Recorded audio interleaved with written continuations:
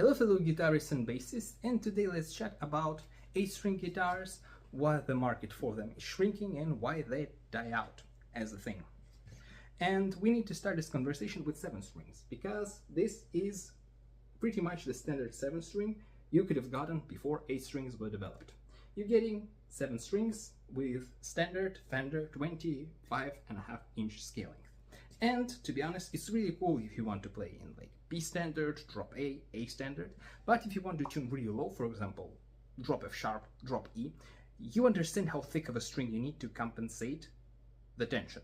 And you know, the thicker the string goes, the mightier the sound becomes. So here is where 8 string comes in handy, because it has standard scale length of 27 inches.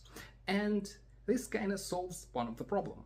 You can go with the thinner strings, and that's why most of the people who played really down-tuned music use 8 strings, not 7 strings, because it acted as a baritone. And yeah, they simply didn't use the higher strings, simply for low chugs. And that's why later manufacturer picked this up and started creating baritones with 27-inch scale length, only 7 strings, only 6 strings, and most of the players understood, well, I don't need to grab a bigger guitar that will be heavier.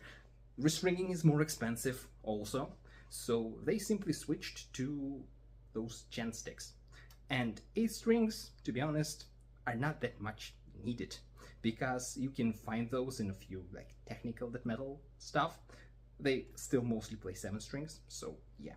Most of the time 8 strings are not needed, because if you play some technical stuff, you are okay with 6 or 7 strings. If you're playing some kind of a really down-tuned chuggy thing, most of the time you grab yourself a baritone, and like only few bands need those 8 strings, like for example Archspire. So that's why pretty much 8 strings started to die out as a phenomenon. But I'm curious about your opinions, so feel free to leave them in the comments, and let's chat there.